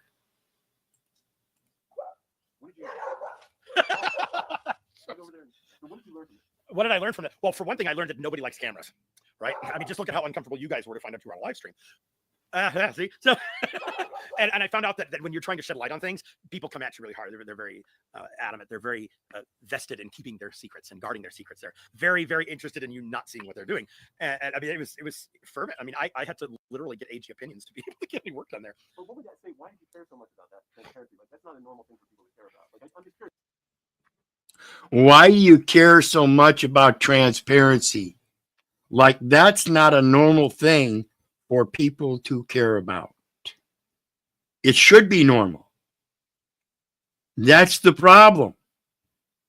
It should be normal. I guess nobody's ever asked me the question before, so I don't know. It just seemed like the right thing to do. I mean, this guy was so dumb, and nobody sees it, right? You get to read some of these things in these editorials, and you get a couple of articles in the newspaper, which were in the mayor's pocket, so there wasn't really anything contrary to this. And a picture's worth 1,000 words. So we didn't have streaming internet, right? So it was a camcorder, and then I would go back and edit. I have a great appreciation for what that does to your editing, that being the dog barking, because I probably invested 5 hours of my time for every 1 hour of meeting video to get that encoded and then uploaded to my server, and then I could only handle like 10 viewers at a time, and my band. And it's much easier today with AI, I assure you. It's getting much better. And that's one of the great things about this internet, like I knew back when I was younger. This is going to be one of the greatest inventions in history, because it brings every library directly to your fingertips. And in that library, as it advances, it allows better efficiency, better use of time, things like that. Was done, right? We didn't have YouTube streaming services. You know, And the question I want to ask is so interesting, is that your whole life has been kind of about transparency one for another, and you don't know why you did it? I guess I don't. I mean, I think I'm a pretty honest person, and generally, and dishonesty really does bother me. It surprises me even to this day how people are corrupt and how they'll go against you. They'll backhand things. I'm a pretty transparent guy, and you know, I was in a profession. Navy nukes have integrity. Right? Honesty is saying, yeah, mom, I broke the vase, when she asks you what happened to the vase, even though you've glued it back together and you didn't think anybody would notice. Integrity is saying, mom, I broke the vase, but I've tried to put it back together. I hope this works for you. Right? Even when nobody would have noticed, the integrate person fesses up to it. And that's that transparency. And that's what I expect as well. This is why when people approach me, I'm very diligent in trying to discern their character and whether they're coming to me with clean hands, or if they're being backhanded somehow. So there are grades of integrity and honesty, I suppose, but just the things that happen behind the scenes just perpetually stun me. I don't know why I'm so slow on the uptake on this. I guess this is the norm in the world to be dishonest, but it bothered me. The nuke world, we were integrate about things. We reported things when they were bad. We did our jobs with earnest and integrity. We did them accurately. The procedure says do this, you do this, and so I guess I never gave that up. So what I'm trying to understand, because I understand there's no politics in the nuclear submarine, and that's what you're saying. There's really not. I mean, there is. There is, but everything on the ship, there's personalities, there are conflicts, but I never really saw people going out of each other's way to stab each other in the back. You know, you have a job to do. Submarine is a very close-knit crew anyway, right? You're not going to leave somebody behind, and you're not going to let them fail either, because one ship, one crew, one screw. Screw is a propeller. You know, we just had a submarine in Indonesia sink with 53 people on it, and I believe we have every indication is that they all died instantly. I don't know what happened, but you are depending on this, the least and most junior of submariner. You're depending on them for your life at every instance. So fast forward to Denver. What prompted you to start doing activism in Denver? What kind of stuff did you do when you started out here? Activism for me, I guess, started in Miles City, Montana, where we were successful with a lot of things. But then when I came back to Colorado, because my best friend's father was dying and he needed help with his family. And then his father died quickly, but I ended up staying down here. I was involved with a relationship with a woman that turned out to be a con artist. You can look up Alice Bridget Maloney. Yeah, she conned me pretty hard. She nailed me with fake pregnancies. which turned out that she had a tubal ligation 3 years before I met her, and she couldn't even get pregnant. She wanted my, I did backups for people, so I had a lot of sensitive data from lots of people in town. And this is before cloud stuff.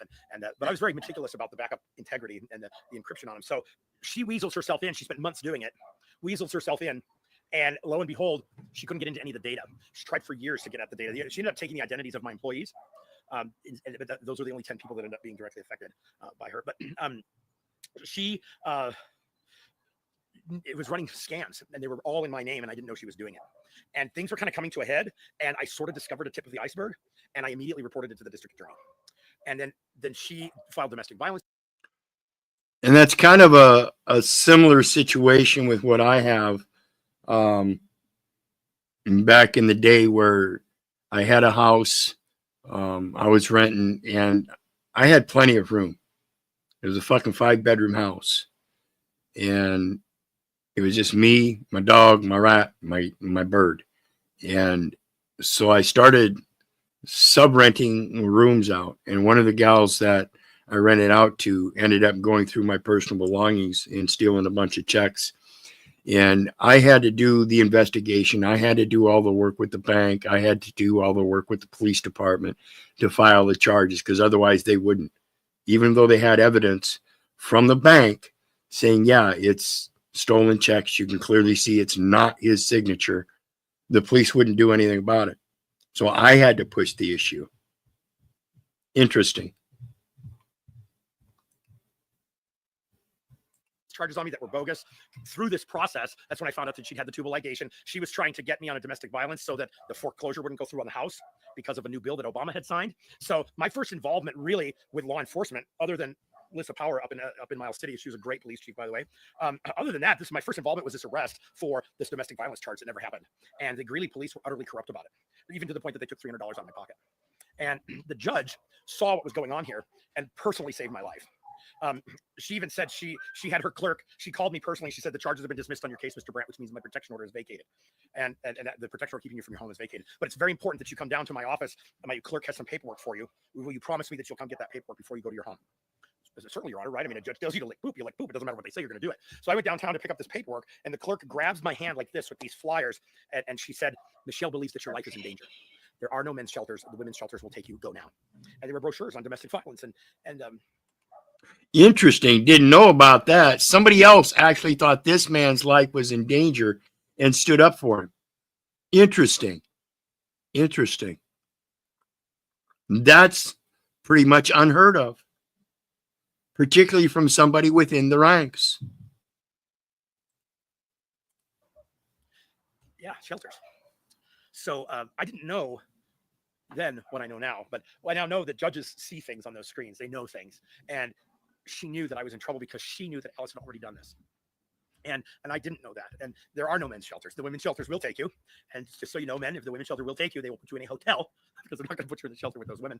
And but Alice kept finding me, and they kept moving me. And so here I saw a check and balance.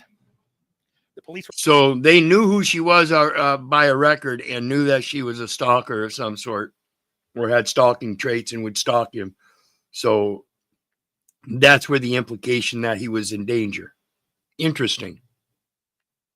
Corrupt, and the judge saved my life. She saw it. And so that's the first time that I was like, oh, that's what a check and balance is. So I had some experience with Miles City, knowing that you have to go and inspect. And I knew already that when you're inspecting, they're not going to give it up. Remember, they wanted to charge me $2 a page for copies of records. And I had to go to the AG to get that. 25 cents. Mind you, they're only paying $1.07. They're only paying 1.7 cents. No, they were dismissed within 4 days. By the end of the week, they were dismissed. And so then it was a period of years, some difficult years, because that was obviously pretty rough for me. But I did more learning, more studying, and just really didn't like what I was seeing the police do to people. And so I started getting bold enough that I would say something as a passenger. And then I became a little bit more bold about saying something if it was me, involving myself. And it just sort of smoldered, I guess, for a while. And then I was homeless in Denver for a few years, and I got housing through the VA programs. And the housing I got was an apartment in Westminster, Colorado. And within days of moving into Westminster, they were just on me like stink on shit, man. And they would quit. They would literally stake out my apartment. My neighbors would call me to tell me that the cops were standing. Within days. Hey, look, folks, we got a new customer, victim. He just moved in. Let's see what kind of cojones he's got. Let's test him. See how he holds up. See, targeted areas, it doesn't matter who you are. That's why it's important to have these officers that are on these patrols to patrol their neighborhoods, the neighborhoods they live in. That way they have the ability to get to know the people in their own neighborhood on a private side of things. And if there is somebody of ill repute, then on their public side of enforcement, then they can take action. But to use their public side to take action against anybody just to test them and stuff, that seems to be typical. Under my window. Because the lady that lived across the hall from me was a germaphobe. I just lived on the street for 3 years. I furnished my apartment out of dumpsters. She had a problem with all this. And so I found out later during an eviction trial, which by the way I won, that she had told the Westminster police and all the neighbors and the landlord that I had tried to sexually assault her at the dumpster one night. So I believe Westminster was convinced that they had a sexual predator in the neighborhood. And of course, you'll never find out all the details, but I wouldn't take their shit. So now they got a guy that won't take their shit. And I just kept slipping through their little dragnets that they kept dropping in. They raided my house several times. It got so bad, as a matter of fact, that I for 4 months, I had yellow police tape on my door, and it was busted off of its hinges. And the landlord whom I beat in the eviction trial, he asked me at one point, he says, so what are your plans with the front door? Like, I don't know that I have any plans for the front door. It obviously doesn't do me any good. Right? When I moved in there, the only thing I wanted was a lock and hot water. Well, I paid a huge price for that hot water, let me tell you. The lock didn't exist. They just would bust the door down whenever they wanted to. 3 times they went in my house without a warrant. And so I literally... 3 times they went in his house without a warrant. That's typical, folks. Okay? I hope you're understanding. You could just walk into my door. I didn't bother putting the door back on the hinges. Come on, what are you going to... It's like pointless, right? Besides, plausible deniability. How did all this affect you? Oh, it affected me greatly. It affected me greatly. It took me 7 years to finally close all my Westminster cases. At 7 years and 2, in fact, I just recently closed the last Westminster case in federal court. 7 years, Mitch. If you're still there, Mitch. 7 years it took this man. One of the things that really bothered me with Westminster is, one, I wouldn't take the shit of the police officers, and that just got me more abuse. So I went to the city hall. I wanted to talk to the mayor about this. What do you do when you have a problem? You go talk to the mayor, right? So I go up there and I say, I want to talk to the mayor about this issue. And the lady up there, she invited me to sit down on the chair. I'm sitting there. I have Rusty on my lap. Rusty certainly went everywhere with me. And I'm sitting there just waiting. I had bought a watch that recorded video, so I'm recording this. And all of a sudden, I get surrounded by 8 Westminster police officers and removed from the building. There was no foul language. There was no screaming and yelling. There weren't any threats. I just wanted to talk to the mayor. That's it. And I got driven out of the building. And I didn't know on my right then. I didn't know how to secure my remedies. You're kind of learning this on the fly. And I think this is a great thing about the YouTube community, is that we can learn from. Right. You got to learn on the fly. And that on the fly is the experiences. You have to get involved in the experiences. You can't keep backing the blue until it happens to you. Each other, right? I started out at nothing, and I had to figure it all out along the way. I've made a lot of mistakes along the way. And I'm like, wow, that didn't work. I went to the city council meeting to try and talk to the city council about police brutality in Westminster. I had a polite speech that was approved by one of my attorneys. He reviewed it for me. He said, that's a good speech. I was given 5 minutes to speak, and 62 seconds into my polite attorney-approved speech on police brutality in Westminster, the mayor told me I couldn't talk about that. And I said, I would encourage you not to use up my 5 minutes. And I kept talking. And he was gabbling. He was talking over me, so I raised my voice so people could hear it over me. And I was still talking when they drug my happy ass out of the building in handcuffs.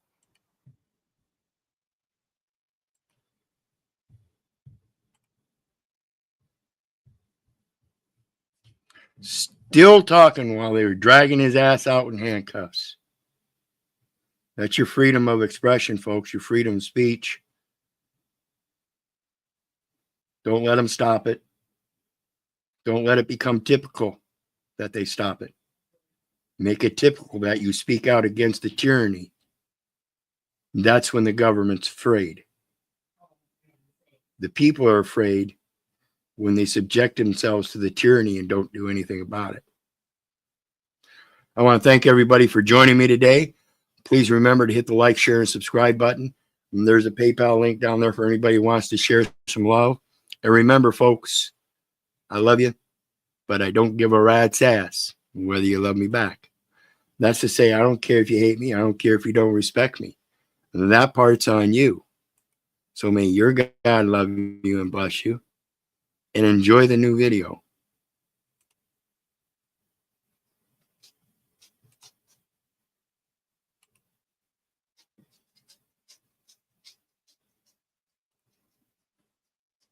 Oops. Wrong way. Hold on, folks. Hold on.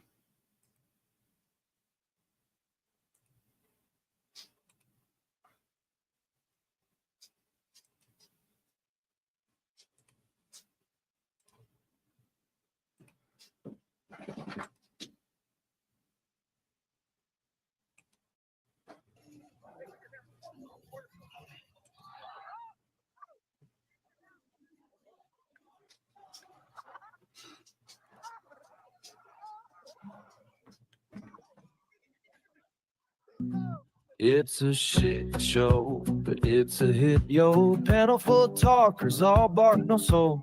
Drama's on tap, spilling fast and loud. Dollar signs flashing when they rile the crowd. Super chats rolling, they pay for the beef. Truth takes a backseat, clouds the belief. It's a shit show, baby, primetime gold. Numbers climb high while the morals get sold. Turn up the heat, let the chaos flow.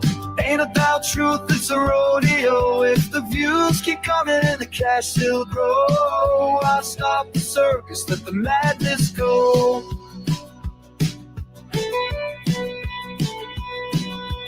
Fake tears fall and the mic gets cut. One's playing victim, the other talks tough. Receipts get dropped, now the chat's on fire. A digital bonfire built from liars. But every low blow makes the money ring, so they keep on dancing in that drama swing.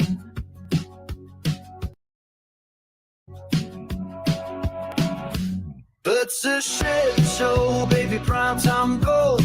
Numbers climb high while the malls get sold. Turn up the heat, let the chaos flow.